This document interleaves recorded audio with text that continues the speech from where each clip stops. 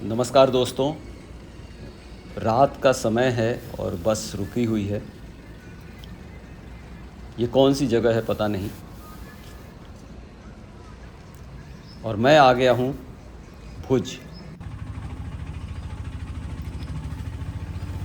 सुदूर गुजरात के पश्चिम की ओर। भुज, जहाँ रहते हैं हमारे मित्र मधु मानिक।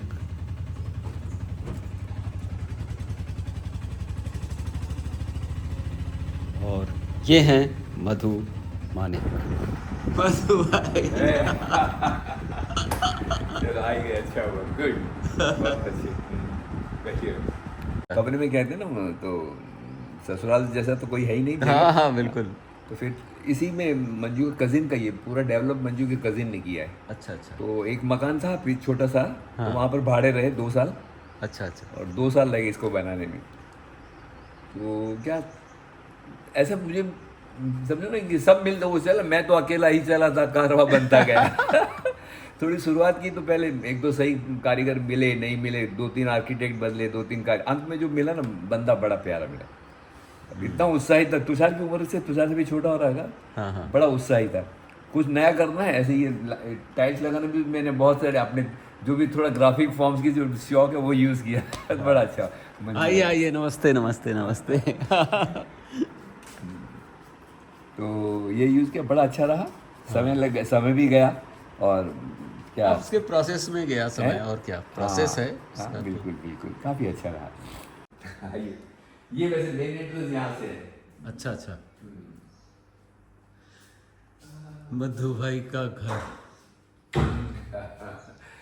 ये तो बहुत सुंदर स्पेस। हाँ।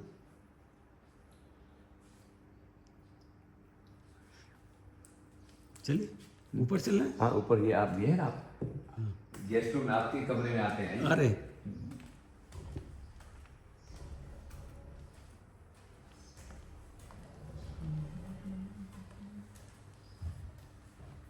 ओ हो, क्या बात है।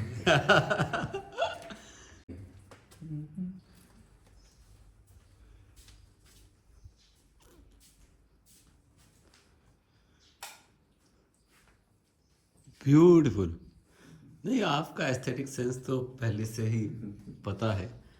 ये हमारी पोती का बनाया हुआ है, अच्छा। त्रिशा का।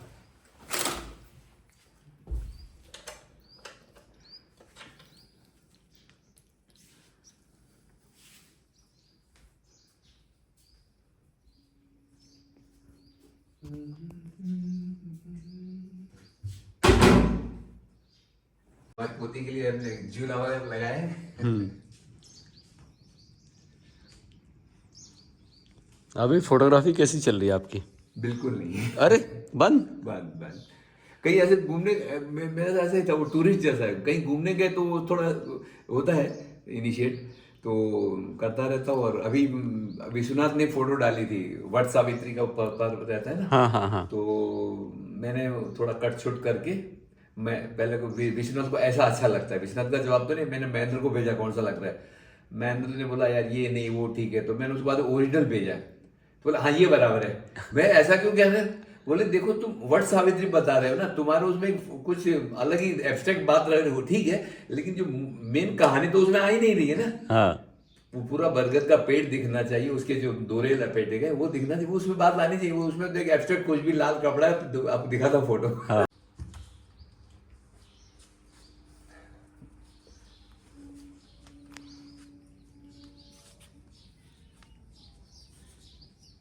ये छत है। हम्म। काफी बड़ा बना दिया आपने, मतलब।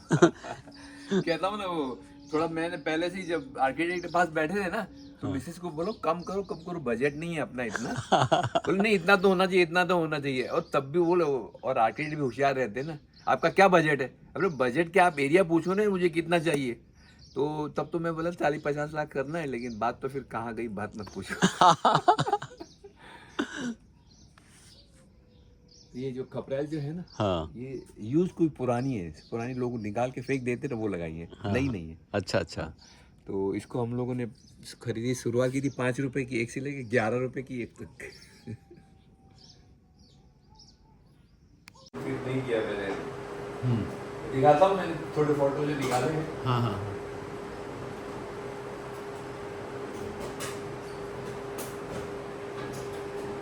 मैंने तो काफ़ी रिसर्च करके ख़रीदा।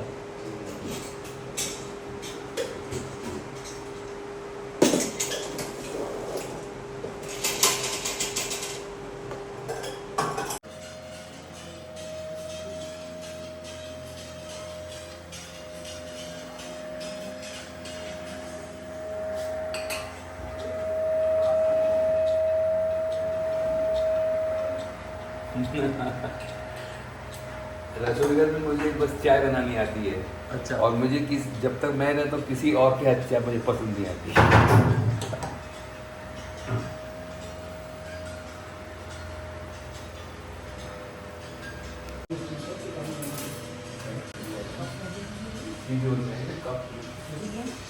नहीं शक्कर अंदर हो जाती है।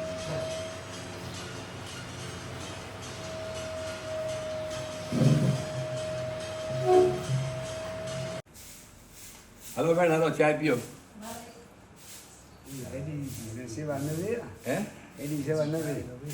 સેવાને અસાલે ચાય બનાવી તાલે બનાવી દેલી આલા ન બનાવવા છે એંટાણે ન બનાવવા છે આસા આસા બપોર પીઓ બપોરે આ પીઓ માસે आइए चाय पीते आइए हम लोग। नमस्कार दोस्तों, मैं इस वक्त भुज में हूँ अपने मित्र मधु मानिक के साथ, और ये हैं मानिक जी। नमस्कार। और अभी हम लोग शाम की वॉक करेंगे और बहुत सारी बातें करेंगे। आइए मधु भाई।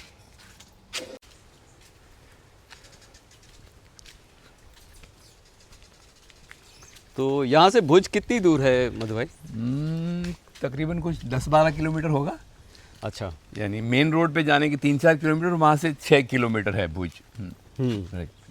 तो जैसे मैंने अपने सोशल मीडिया पर जब ये कहा कि जो है मैं भुज में हूँ, तो लोगों को लगा कि अच्छा कहाँ कहाँ जाओगे, हाँ क्या तस्वीरें होंगी। तो मैंने कहा यार मैं जितनी बार दिल्ली जाता हूँ उतनी बार कुतुब मीनार थोड़ी जाता हूँ। हाँ, एक स्टीरियोटाइप हो गया है कि आप वहाँ जाएं तो यही करें, ऐसा ही वो करें। तो जैसा कि आप देख ही रहे होंगे कि हमको आए हुए आज दूसरा दिन है, और हम अभी तक आपकी कॉलोनी से बाहर नहीं गए हैं। तो कुछ 30-35 एकड़ में फैला हुआ है सब। तो बहुत जगह बहुत बड़ी है। 70 प्लॉट्स हैं, लेकिन रहने में लोग कम ही हैं कुछ। माधापर ये गांव है, वैसे देखा जाए तो गुजरात के सबसे रिचेस्ट गांव में गिना जाता है। मेजॉरिटी पब्लिक यहाँ की पटेल है, जो NRI है, यूके वगैरह जो है। तो यहाँ की बैंकों में मैक्सिमम FDs हैं। अच्छा। और आप जब नेशनलाइज किया प्राइवेट बैंक, ICICI बैंक कहो, HDFC बैंक को, सभी लगभग सभी बैंकों की एक ब्रांच तो है ही है यहाँ पर। ओके। और जैसा शहर पैसेदार है तो हर चीज़ यहाँ महंगी है। हाँ हाँ, हर चीज़। आप भुज जाएं तो कुछ चीज़ आपको सब्जी वगैरह फल फ्रूट भुज में सस्ते मिल जाए। यहाँ कुछ थोड़े, वैसे फल फ्रूट भुज वाले भी कुछ सब्जियाँ जो चाहिए, कोई आसपास ये जो खेत, ये बाग बगीचे हैं, उसमें जो सब्जियाँ होती है काफ़ी अच्छी होती हैं। तो भुज में तो और भी मार्केट से आती हैं, तो यहाँ ये सब्जियाँ लेते हैं लोग जो बहुत ही क्या कहते हैं, शौकीन हैं। वो सब्जियाँ लेने भुज से माधापर आते हैं। अच्छा अच्छा, ओके। हाँ, तो एक तरह से ये जो है वो ये खान मार्केट हो गया भुज का। हाँ। दिल्ली का खान मार्केट, एलीट मार्केट में जो है, मुझे दिल्ली का खान मार्केट एक्चुअली बहुत पसंद आया कि जिस तरह के लोग वहाँ रहते हैं, जिस तरह की दुकानें वहाँ हैं। दिल्ली का खान मार्केट। हाँ, अच्छा अच्छा, राइट। मैंने भी नाम सुना है, कभी गया नहीं। अच्छा। तो उसमें खान मार्केट में क्या है कि दिल्ली का जो एकदम एलीट क्लास है, जैसे जो एम्बेसडर्स रहते हैं, और वो रहते हैं, हाँ। तो वो कहाँ शॉपिंग के लिए जाते हैं, तो वो खान मार्केट आते हैं। ओके। कनॉट प्लेस नहीं, कनॉट प्लेस में ये मार्केट में नहीं है ऐसी? कनॉट प्लेस तो है, लेकिन खान मार्केट थोड़ा अप मार्केट ज़्यादा है। हाँ, अच्छा। हो। हाँ, मैं इस बार कनॉट प्लेस का बहुत फ़ैन नहीं रहा। हाँ। मैं बहुत बार नहीं गया, और वो बहुत पुराना टाइप हाँ का बहुत है। पुराना है, वो भी मेरे भी दिल्ली गए हुए बहुत साल हो चुके। हाँ रास्ता देखो ना थोड़ा कम यूज है, तो आप कॉबवेब्स आपको हाँ, मिलते हैं, लग रहे हैं हाँ, रास्ते हाँ, पीछे आ रहे हैं, मकड़ी के जाले सब। हम्म, ये आर्थराइटिस में काम में आती है। हम्म, लोग कहते हैं इसको सूखा, ये फलियां तो नहीं है, फलियां ये आगे हैं ये तो सूखे हुए हैं, उसको सुखा के अगर उसका पाउडर दिन में 2-3 बार लिया जाए तो लोग कहते हैं कि आर्थराइटिस जॉइंट पेन में काफ़ी हेल्प करता है। हम्म, कि मोहम्मद रफ़ी और मन्ना डे को गाना थोड़ा कठिन है, तो मुकेश की गीत है वो कराओके पे भी गा लेते हैं कभी। मेरा भी अपना मानना है कि नाचना और गाना हाँ ये खुश रहने के सबसे आसान वो हैं। क्या है कि दोनों में मैंने देखा, यहाँ तक कि लिखना भी है ना, हाँ वो आप कुछ इन्वॉल्व हो जाते हैं। करेक्ट। हाँ लगभग लोग क्या करते हैं कि देखते रहते हैं ना, वो टीवी देखते रहते, तो परोक्ष है। हाँ। आप एक क्या बोलते हैं विटनेस, कुछ एक स्पेक्टेटर ही हैं। हाँ। तो वो आपको थोड़ी देर में बोरियत आने लगती है। हम्म। मैंने खुद अपने महसूस किया कि जब तक आप खुद इन्वॉल्व नहीं होते, लिखना है पढ़ना भी है, मैं तो पढ़ना भी मैं तो कहता हूँ कुछ हद तक हाँ। एक इन्वॉल्वमेंट लाता है, तो आप उसे सक्रिय रहते हैं, कुछ आनंद आता है। हम्म। मैं वो बात कर रहा था ना मूसा का लड़का, ये मोहसिन, ये बैठा यहाँ पर। अच्छा अच्छा। ये रही बकरियाँ इसकी। मुंबई में दोस्तार आए हुए हैं। अरे ओ इतनी सारी। हाँ नमस्ते। हाँ आपका क्या नाम है? मोहसिन। मोहसिन। हाँ मोहसिन मियाँ। मोहसिन मियाँ। और मोहसिन मियाँ के बकरियों की बात किया मधु भाई ने, तो ये देखिए बहुत सारी बकरियां हैं। जैसे आपने बकरी कहा था ना, तो हमें लगा कि हाँ ठीक है 1-2 बकरी होगी या बकरियों की, ये तो साइज़ भी इनकी बहुत।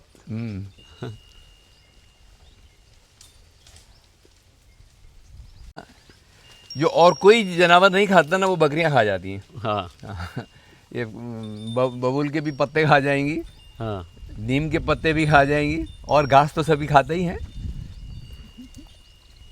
और ये भी बहुत मज़ेदार बात है, कहीं किसी ने जब ये बात कही तो मुझे बड़ा मज़ा आया कि ज़्यादातर मांसाहारी लोग जो मांस खाते हैं हाँ वो सब जानवर शाकाहारी होते हैं। हाँ वो तो है।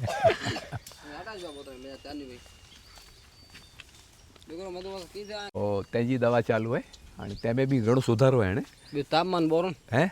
हाँ तापमान तो हाणे थियो बेवाड़े लंडन थी मो छोरो अचे तो बो ये तो बापन गाल हाँ काल अचे तो एनती रवंदा आचो हाणे बराबर है, पण छोकरो जीव है तो जेवरो थोड़ो नवरो ही पोइ वरी आवते महीने कम बम वधो तो रही वेंदा भले भले अचे तो करो गुडिया भी गया जिंदे नहीं है ना नहीं अचे इनके निशान में उड़ा करो कि निशान सरकारी निशान ही है ना, जल्दी रजा न दिए, कोई कारण वगैरह रजा दी तो पाके सामने थी दंड करिए।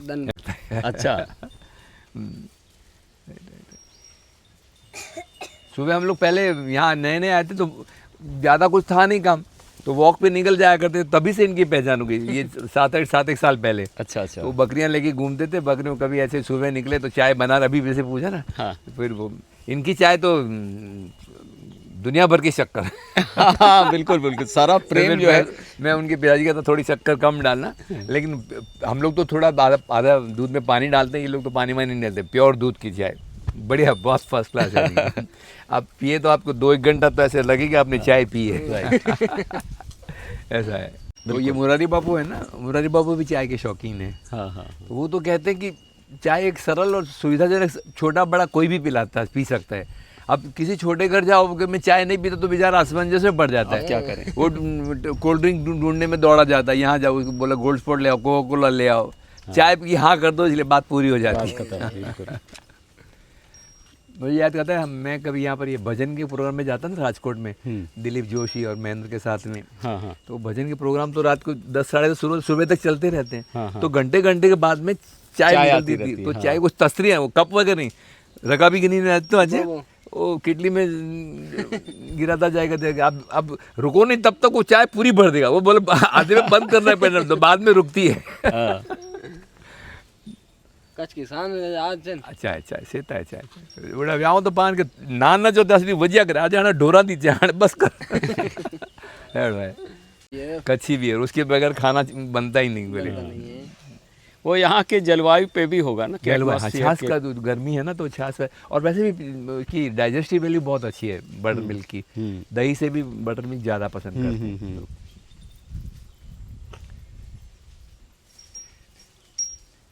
भले भले हालो मान की मैं बराबर है भाई ये बराबर है यार। ये जो पजाणु ने जातो समूह जे आया तो एक खीर लायो सब बापा नहीं जाता हाँ बराबर नंबर आया थे बराबर खीर भी कंप्लीट है तो बराबर कंप्लीट बराबर सरस मूंखे एवं डॉक्टर ना जाए ई वैद्य अहिड़ी हिकिड़ो वैद्य आहे पाण ख़बर पए त ख़ासो आया ई विजय वैद्य કરીને कई शहरी में महेश हिकिड़ो प्रोविजन स्टोर आहे वो हाणे ओड़ा थियन जी बाजू में पण आगे हाथ में आई मोनेरी ने जे दवा ॾे कोरो थियो आहे हिनखे ही चए मूंखे ई 5 में थी 4 ॻाल्हियूं सचोट चई आउं फिर परीक्षा करी आहे 2-3 वक़्तु वियो हुउसि आउं चयो कोरो सचो चए थो कोरो चए थो सचो चए मुंहिंजी दवा चवां की 2 महीना दवा करनी खपती। जो छोटा जो जन्मा बच्चा है उसको गिदली कहते हैं। अच्छा गिदली हाँ अरे जैसे वो अंग्रेजी में क्या कुत्ते को बच्चे को पप्पी कहते हैं हाँ। वैसे हम गुजराती में उसको गलूड़ियो कहते हैं। हम्म। तो इसमें इसको गिदली कहते हैं।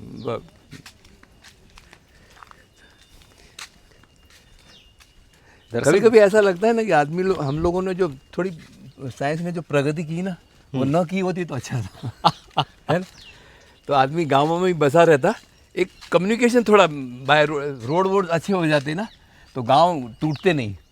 नहीं आप तो दुनिया भर में देख के आए हुए हैं और जैसे जर्मनी के गांव मैंने देखे हैं वो हमारे यहाँ जो गांव का मतलब है ना कि सुविधाएं नहीं हैं सुविधाएं नहीं है राइट, लेकिन बाहर हैं। वेस्ट में ऐसा नहीं है। गांव में रहने का मतलब ये नहीं है कि आप असुविधा में रह रहे हैं बिल्कुल और ऐसा यहाँ होने में अभी टाइम लगेगा टाइम लगेगा लेकिन हमारी पॉपुलेशन इतनी है कि बहुत बहुत पॉपुलेशन बहुत है पैर। और आज़ादी के बाद लोग इन आपने लोगों ने जो शासन है इतनी चिंता भी नहीं की। नॉर्थ ईस्ट को तो भूल ही गए वो लोग, हाँ उस ओर तो गए नहीं ये लोग। आज वही इसीलिए तो सब वो ये मिजोरम वगैरह की चिंता वो सब कंप्लेन हो ये आ गई शिकायत। एक्चुअली इतना बड़ा देश मैनेज करना बहुत बहुत मुश्किल काम है और सबके अपने वेस्टेज इंटरेस्ट हो जाते हैं। बहुत अलग मजा ये आता था। किस सन की बात है जब आप ट्रैवल कर रहे थे? ये समझो ना कि 1900 मैं ट्रेन को ये कॉलेज में आने के बाद तो नहीं 66 की बात होगी 66 एक बार फिर से बताइए उसको वो लोकल ट्रेन मुंबई की। तो ये आज ये तो बंद हो गई लेकिन पहले ये हार्बर ट्रेन थाना से चलती थी। तो कल्याण से तो और ट्रेन थाना से जाती थी और ये कोटला से अलग हो जाती थी ट्रेन, उसका रूट अलग हो जाता था। तो इसके जो डब्बे हुआ करते जो बाहर गाँव गाड़ियाँ जाती हैं वैसे ही उसमें टॉयलेट भी हुआ करते थे। उसकी फर्स्ट क्लास सीट देखिए, आराम से बैठिए और उसका जो चढ़ने के लिए जो फुटबोर्ड हुआ करता ना वो ट्रेन से बिल्कुल बाहर निकला हुआ।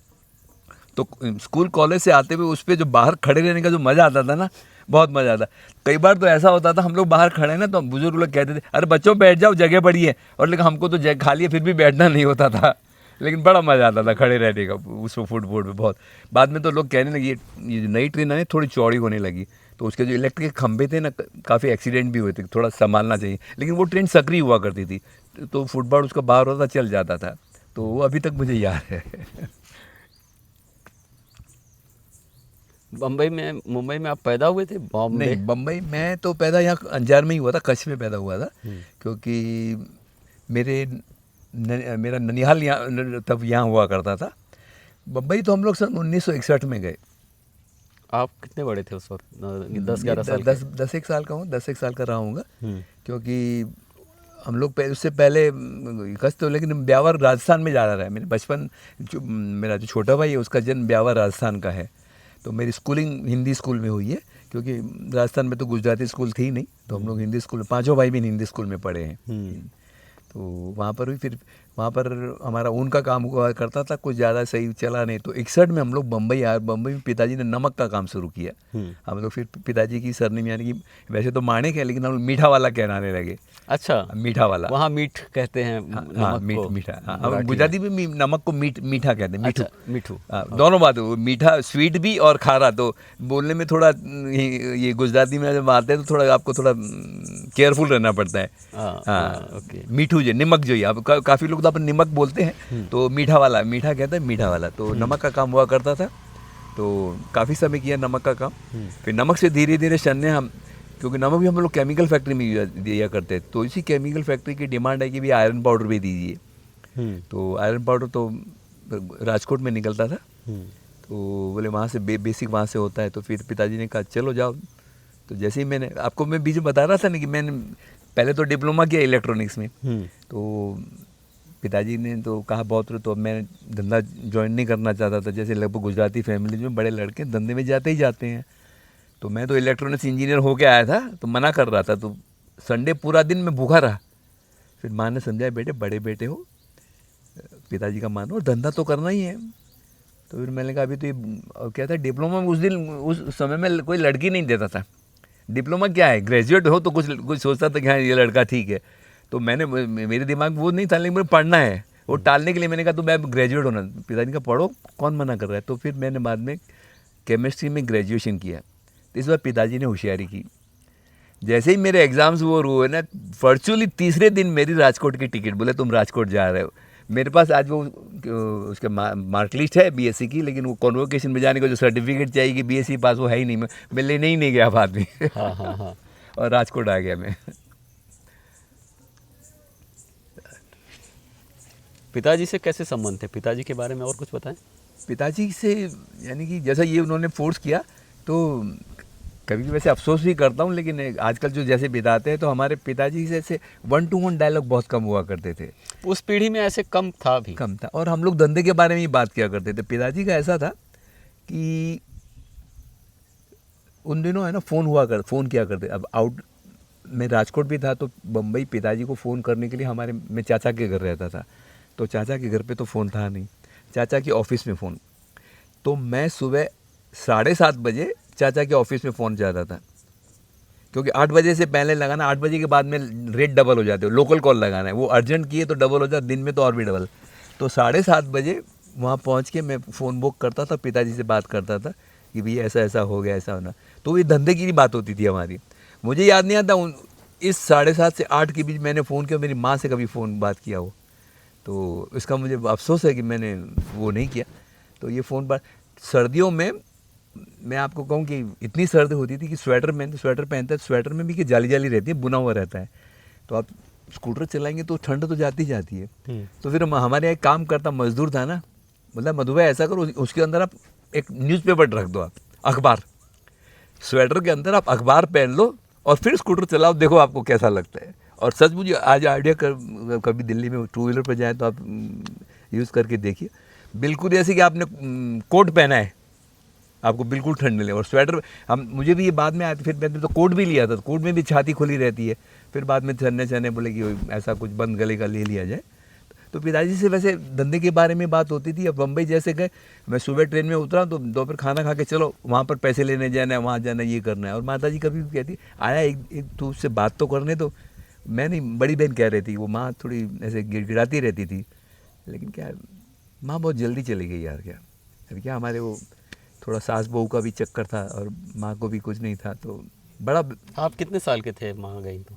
अभी एग्जैक्टली मुझे याद नहीं, लेकिन मेरी शादी के अच्छा 2-3-4 साल के बाद, 78 में मेरी शादी हुई थी, शायद 82-83 में माँ चल बसी। नहीं 84 में तुषार का जन्म है ना, तुषार के जन्म के बाद में 86 शायद होगा। राइट नहीं, तुषार तो 79, 84 तो अभी ऐसी में तो भूल कर जाता हूँ, ऐसी भूल करता हूँ तो मंजू चिल्लाती है, इतना भी याद नहीं है। तो 84 में तो विकी है, तो विकी से पहले मेरे ख्याल से, विकी के वक्त मेरे ख्याल से माँ थी या नहीं थी, याद नहीं मुझे। पिताजी का भी एग्जैक्ट याद नहीं रहता है थोड़ा भी।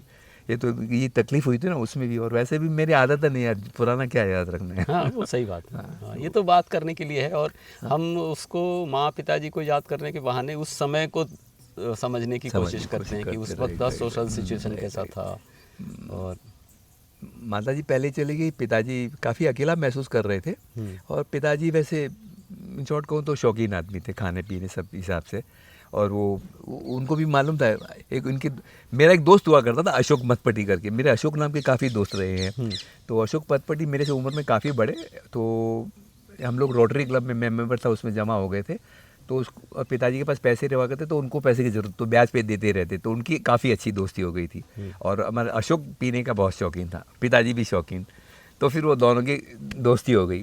फिर 1-2 बार तो मैं भी हाजिर था, तो पिताजी ने कहा तो लगा, तो मैं पिताजी के साथ, मैंने भी पिताजी के साथ पिया है। और आज मैं तुषार के साथ भी बैठ के पीता हूँ। तो ये है मैंने मेरे पिताजी के साथ किया, तो मैंने मेरे बेटे को भी थोड़ी फ्रीडम दी है कि मैं पीते साथ में बैठ के पीते हैं, राइट। तो अशोक के साथ वो बैठ के पीते थे, तो कभी कभी वैसे बात। और अशोक भी हमारा रंगीला आदमी था, रंगीले में सब आ जाता है। तो वो पिताजी के साथ था, तो वो कभी कभी कहता था यार तुम पिताजी यार तुम कुछ कंपनी वगैरह कर दो। फिर हम लोग कभी ऐसा सोच नहीं पाए कि बड़ी उम्र थी उनका कुछ ऐसे, जैसे आपने बताया ना हमारे एक यहाँ पर कच्छ में ही है जो बनाना का टिश्यू कल्चर करते हैं। तो कोरोना के वक्त उनकी बीवी चल बसी, तो उनकी बेटी एक बम्बई रहती है, और ये तो इनका कामकाज बड़ा अच्छा है, तो वो तो बम्बई जाने से रहे। तो बेटी ने कहा कि नहीं पापा आपकी शादी करवाएंगे, और ऊपर से रह के विद इन अ ईयर उस बेटी ने देखा पिताजी की शादी करवाई। कुछ कम ही लोग आए थे, और वो मुझे बहुत अच्छा, मुझे एक अच्छा लगा कि वो मुझे अपना नज़दीकी मानते हैं। तो कुछ 10 से 15 कपल रहे होंगे फील्ड में, तो हम लोग भी एक कपल थे। हाँ, तो उनकी शादी में हाजिर हुए थे, तो अच्छा लगा था। तो कहने का मतलब उम्र में एक ज़रूरत थी, और पिताजी भी वैसे शौकीन आदमी थे, अगर कोई उनको कंपनी हम दे सकते तो होता, लेकिन हमारे दिमाग में आया नहीं यार, अफसोस की बात है यार। एक नट्टू भाई हैं अहमदाबाद में, और नट्टू भाई के बारे में मुझे पता चला, हमारे एक मित्र एक डॉक्यूमेंट्री कर रहे थे नट्टू भाई के उस सब्जेक्ट पे। हाँ, जो है बुजुर्ग लोगों की शादियां करवाते कराते, राइट। और वो बड़े मतलब सोशल इवेंट की तरह करते हैं। हाँ, राइट। और काफ़ी नाम है उनका। वो अभी तो काफ़ी ऐसे चल पड़ा है थोड़ा। आमिर खान के सत्यमेव जयते के एपिसोड में आमिर ने उनका इंटरव्यू भी किया था। अच्छा, गुड, राइट। तो नहीं, मेरी चचेरी बहन है, तो वो भी उसका कोई इशू नहीं था, तो उसके हस्बैंड भी all of a sudden with in 6 महीने में उनको कोई कैंसर था। वो भी तम्बाकू का बहुत शौकीन था, तो मालूम नहीं कैंसर हुआ, तो चल बसा, तो काफ़ी समय तक अकेली रही। तो वो कहती है कि वो एक तिकड़म यूज़ करती थी, अकेली रहती थी, तो बाहर अपने बम्बई में तो छोटा 1 रूम किचन ही था उसके पास, तो बाहर गैलरी में है ना वो पुरुष के कपड़े भी बोले सुखाया करो तुम। हाँ, कि कोई रहता है, नहीं तो लोग यूँ करते हैं। फिर हुआ यूँ कि हमारे मुलुंड में महाजनवाड़ी है, तो एक ये सेल चलता रहता है कि भाई किनको शादी करनी है।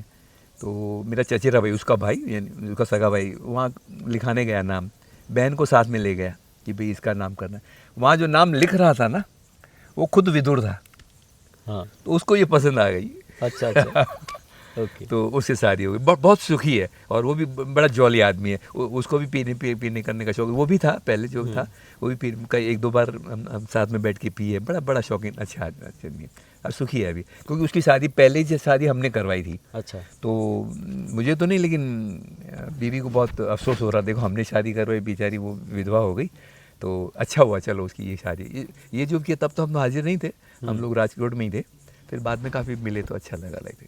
ये तो है बड़ी उम्र में एक। और जैसा आप बताया ना, अपने हिंदू समाज में ये दम्भी और ये दम्भ यानी ढकोसलेबाजी बहुत है। अब आदमी की जो पुरुष की जो कहते हैं ना, वो जैसे कि हमारे कहते हैं बंदर जब तक वो गुलाट लगाना तो भूलता ही नहीं हमें।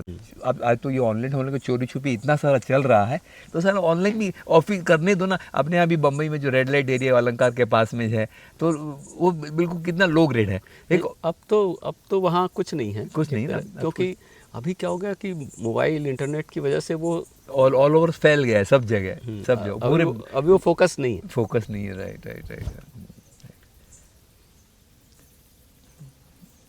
ना मैं IIT भी कितना कमा लेते थे यार। हाँ, क्या पगार था। हाँ। उस बात पे तो आता है वो बहुत। तो मैं समझ कभी होता है, मैं अवॉइड कर, मैं आपने क्या है तो अच्छा ही होता होगा। तो जैसे मैंने बताया म्यूचुअल फंड में भी ऐसे ही हो रहा था, तो लोगों को ऐसा लगा कि क्योंकि कुछ एक है इनकम टैक्स सेविंग फंड भी आते हैं, आप 1.5 लाख मैक्सिमम उसमें रोक दें तो आपको समझो ना कि 30-40 हज़ार का वो बेनिफिट हो ही जाता है।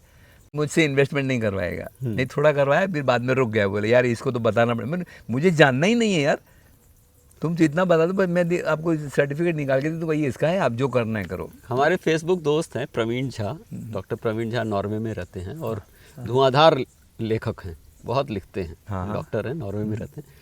तो उनकी किताब है खुशहाली का पंचनामा, अच्छा, जो नॉर्वेजियन की सोसाइटी पे है कि वहाँ के लोग जो है, जो स्कैंडिनेवियन देशों के लोग हैं वो ज़्यादा खुश क्यों होते, इसकी पड़ताल किया है उन्होंने। अच्छा, गुड। अभी एक मूवी भी है ना नेटफ्लिक्स पे, मिसेस ये वर्सेस मिसेस नॉर्वे, ऐसा कुछ। तो वहाँ कल्चर भी जो कन्फ्लिक्ट है उसकी बात है, इंडिया और नॉर्वे के कन्फ्लिक्ट की। हाँ, हाँ वो अच्छा है, राइट राइट। तो नहीं ये एक किताब आप जो बता रहे हैं ना, एक मुझे वो आचार्य चतुर्सेन की बता रहे थे, वो मोमेडेंस पे कुछ है। हाँ, वो इस्लाम का विश्व वृक्ष। हाँ तो वो मैं पढ़ना चाहूँगा, देखता हूँ। अमेजन में मिल जाएगी, हो जाएगी? हाँ, अमेजन में मिल जाएगी आपको। पीडीएफ आप पढ़ते हो तो मैं पीडीएफ दे सकता हूँ। तो ऐसा कर देंगे। कितनी आपके आईपैड होगा आपके पास? आईपैड नहीं था, लेकिन वो फिर कुछ चला नहीं, तो मालूम नहीं कहाँ किसी को दिया हुआ है तो रिपेयर करने के लिए, तो हुआ ही नहीं, हमने पूछा भी नहीं क्या हुआ। अच्छा। नहीं, क्योंकि आईपैड की साइज जो है थोड़ी।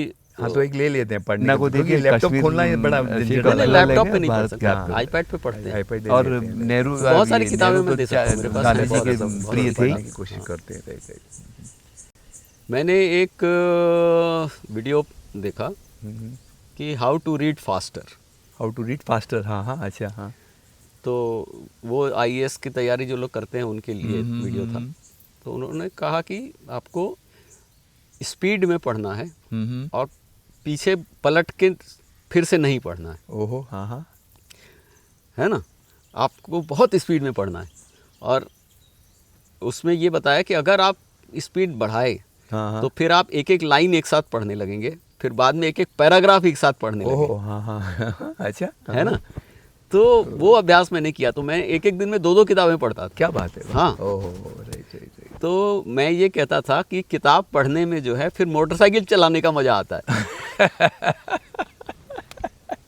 अरे वाह, अच्छा, हाँ हाँ। है ना।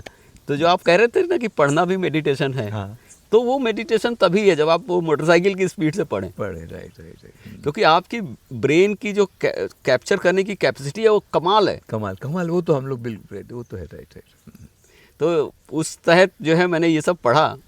तो एक दिन जो अगर हल्की फुल्की किताब है तो एक दिन में 2 किताबें। ओहो, हाँ, राइट राइट। नहीं मैं और मेरी एक कमजोरी है रही, लेकिन देखा मेरी, वो काफ़ी किताबें मैं पूरी नहीं कर पाया हूँ। तो इस बार मैं ये इसकी विनोबा की गीता प्रवचन है, एक बार हाथ में 2-3 बार, मैंने काफ़ी सालों से पढ़ी, 2-3 बार मैंने पढ़ने की वो पन्ना वहीं पर मुड़ा हुआ है। तो इस बार मैंने एक ये और 2 किताब, मैंने इसको तो पूरे करना ही करना है मैंने। नहीं, लेकिन इसमें विनोबा की भी गलती होगी। हो सकता है। नहीं, एक पॉलिटिशियन जब गीता पे किताब लिखता है, वो तो क्वेश्चन मार्क में करूंगा। हाँ, नहीं वो उसने क्या किया, भावार्थ ही लिखा है, श्लोक वाइज श्लोक नहीं किया। ये जब जेल में थे ना, विनोबा कहते हैं जब जेल में थे तो जब जेलवासी उनके जो कैदी हैं उनसे बात करते हो, शाम को वो उनके लेक्चर दिया करते थे हर रोज़। तो उसमें उन्होंने पूरी गीता कवर की है।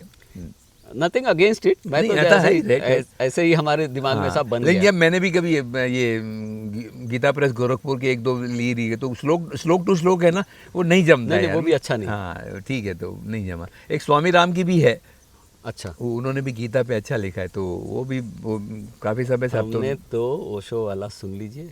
अच्छा मुझे लगता है 150-200 प्रवचन हैं गीता पे, अच्छा, राइट राइट राइट। और आपको बहुत मजा आएगा। हाँ हाँ, वो अब तो यूट्यूब पे है ना सब, हाँ, ऐसा करते हैं, सुनेंगे। यूट्यूब पे है, नहीं तो ओशो वर्ल्ड करके जो साइट है उस पे सब एक के बाद एक डाउनलोड कीजिए, पूरा सुनिए। Correct correct. मैंने वो सुनना शुरू किया था, लेकिन वो रह जाता है, वो इतना ज़्यादा है ना। हाँ हाँ, नहीं ओशो का क्या है कि वो विस्की में जैसे कहते पानी बहुत ज़्यादा डाल देते हैं, और मेरी आदत थोड़ा डालें, ठीक है, तो कम बात पूरी करें, वो काफ़ी लंबा कर दे। जैसे फिर उनको याद नहीं कभी, जैसे ये जग्गी वासुदेव है ना, हेलो, यानी आप उस तंद्रा में जाए, क्योंकि अपनी है ना सुनते हैं और हमारा बैक ऑफ द वीडियो और चलता रहता है, तो हम लोग कभी उसमें घुस जाते, तो हमको पकड़ते हैं, हेलो याद करा दो, अब आप वापस आ जाओ, ये अंडरस्टैंड कि लोगों की सेकंड ट्रैक चालू है। तो मुझे इनका बड़ा अच्छा लगा, याद करवाते हैं भाई, चलो तुम यहाँ आ जाओ वापस, आप कहीं घूम तो नहीं रहे। हाँ। ये सर नो। हाँ। अगर बैठे हैं तो वो चिमटी बने, जागो भाई, आप वो अपनी दुनिया में तो नहीं पहुंच गए कहीं। ओशो की डिवाइस ये है कि आप कुछ मत करो, आंख बंद करके सुनो, you be with the voice. हाँ, उनकी आवाज़ मेस्मराइजिंग है, बहुत तो वो नहीं, मज़ा आता है उनकी और आवाज़। हिंदी वाले जो प्रवचन है वो बहुत हिंदी में तो बहुत उनकी सुंदर, बहुत सुंदर, बहुत पोएटिक, तो वो सुन सकते हैं आप अगर आपको। हाँ, उसमें करेंगे ऐसा रुचि है तो। कभी, क्योंकि दोपहर के बाद में, जैसे आप दिनचर्या पूछ रहे थे ना, तो दोपहर के बाद में ना, जैसे ये कहते हैं ना, नेटफ्लिक्स और ये खोल के बैठ जाते, और काफ़ी नेटफ्लिक्स में तो ये हॉरर वगैरह इतना रहता है कि मैं तो कुछ हद तक पचा पाता हूँ, लेकिन मिसेस तो उठ के खड़ी हो जाती है, बोले नहीं मुझसे ही नहीं देखा जाएगा, तो छोड़ देती है। तो अभी याद करके ऐसा शुरू कर देंगे। क्या है, मैं गम को खुशी कैसे कह दूं, जो कैफी कहते हैं वो कहने दो। बड़ी अच्छी बात है ना कि मैं गम कैसे कह दूं भाई। हाँ, और कैफी साहब की शायरी बहुत बढ़िया है, बड़ी बहुत बढ़िया शायरी है। मैं कभी कभी सुनता हूँ सलील चौधरी, कैफी आज़मी और जो लेसर नोन जो आर्टिस्ट है ना, और एक वो एक मुझे ये इसकी ये फरीदा खानम की भी गज़ल बहुत प्यारी थी। क्या है, आज जाने के हाँ, आज क्या जाने के प्यार, उसने क्या प्यारा गाया है। उसके शेर भी बड़े जोरदार हैं बहुत। हाँ हाँ राइट। आज जाने की जिद ना करो। और एक इसको ये नाम अपने क्या नाम है, कुमार सज्जाद, ये गाते हैं ना क्या, उनका भी एक ये गज़ल अच्छी है क्या। अरे चलिए मैं आपको गाने भी सुनाता हूँ, यूट्यूब पे बहुत बढ़िया बढ़िया गाने खोज के अच्छा, रखे हैं मैंने, हाँ, right, आपको right. मज़ा आ जाएगा।